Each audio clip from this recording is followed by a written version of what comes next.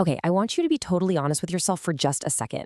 Can you take a full day off, like no emails, no planning for tomorrow, no just doing a quick check in, without feeling this creeping sense of anxiety? If just the thought of completely disconnecting fills you with dread, you might actually be experiencing something researchers call work withdrawal. It's this fascinating and honestly increasingly common phenomenon where rest literally stops feeling restorative and actually starts feeling deeply uncomfortable. Welcome to The Explainer. I am absolutely thrilled to be guiding you through this today. We're going on a bit of a journey to unpack the psychology of compulsion. We live in a world that constantly praises the hustle, but where do we actually draw the line between extreme dedication and a full-blown behavioral addiction? Today, we're going to dig into the clinical data to find out exactly how our habits can secretly take over the driver's seat, and much more importantly, how we can take our power back. So here's our roadmap for today's Explainer. We'll hit 1. Ambition versus workaholism. 2. The addiction domino effect. 3. Boundaries, how to say no. 4. 2 paths to recovery. And we'll wrap up with 5 tech tools for healing. All right, kicking things off with Section 1, Ambition versus workaholism, and looking at the clinical difference. Let's unpack the often blurred line between healthy dedication and a clinical behavioral addiction. It is so easy to confuse the two, right? Because from the outside, they look almost identical. Two people could both be pulling 60-hour weeks, but internally, they're living in two completely different realities. The core clinical definition, according to the folks at ReachLink, really boils down to motivation. Healthy ambition is approach motivated. You are pulled by purpose, you're driven by meaningful goals, and you actually feel energized by what you achieve. And here's the kicker: you can choose to stop. Clinical workaholism, on the flip side, is avoidance-driven. You aren't pulled, you are pushed by compulsion.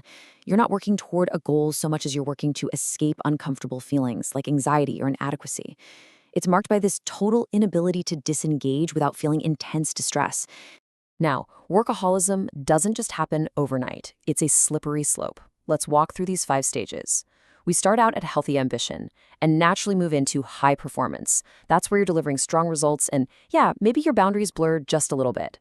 But stage 3, work engagement, that is the critical tipping point. This is the exact moment where work stops being about external goals and starts being a mechanism to escape internal feelings. By the time someone slides into problematic overwork and finally clinical workaholism, they've completely lost control. They're continuing to work excessively even when there is clear, measurable harm happening to their health and their relationships.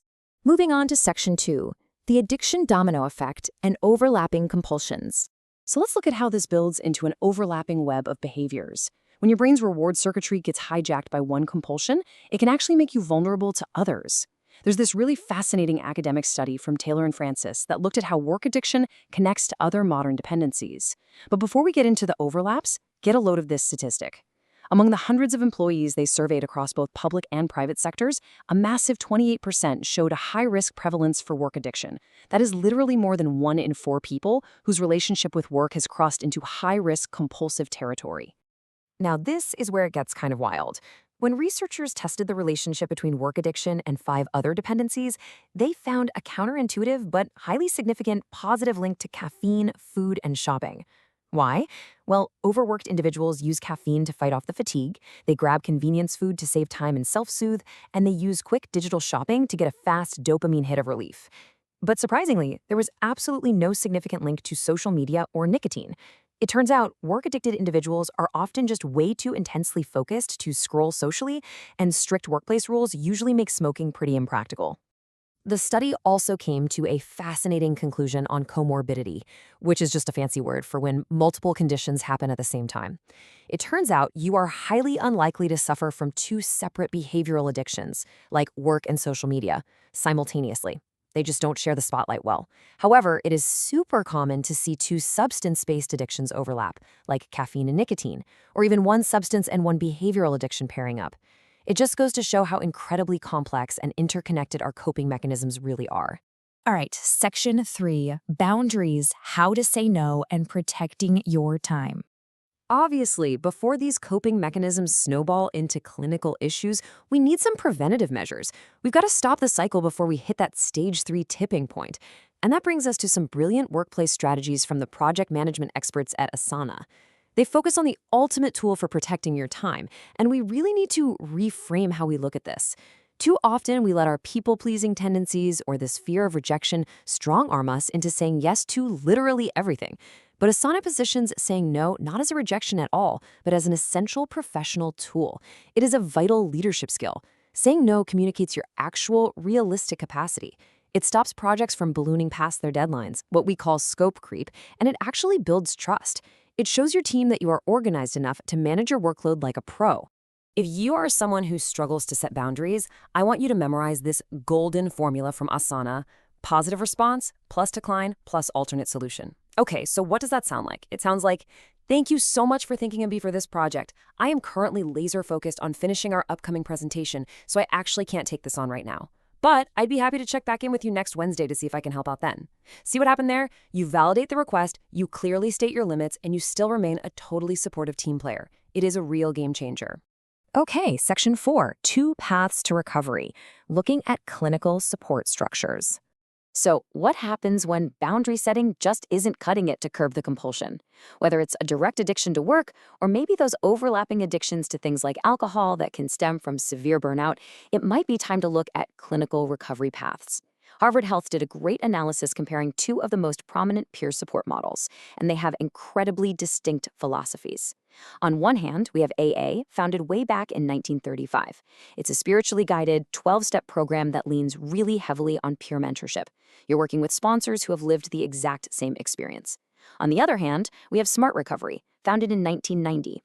Smart is entirely science-based. It utilizes cognitive behavioral therapy to help you manage your triggers. Plus, it's led by trained facilitators instead of peers, and they don't use formal sponsors. So two completely different approaches to reaching the exact same goal.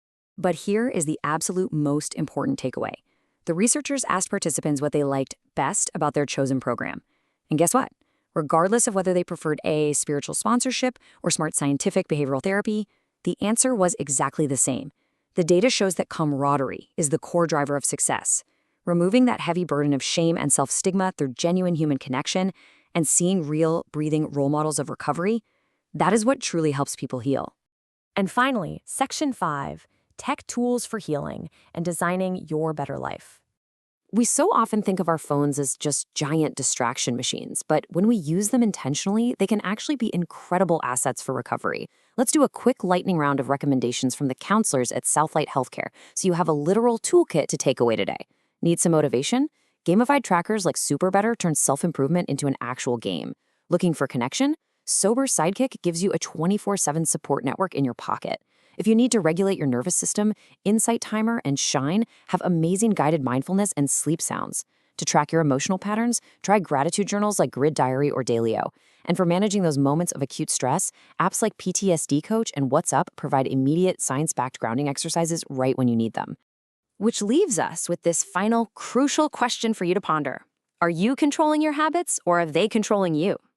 We have covered a lot of ground today. We've explored the clinical spectrum from healthy ambition to addiction, the domino effect of overlapping dependencies, the incredible power of a professional no, the absolute necessity of human connection and recovery, and the tech tools that can help keep us anchored.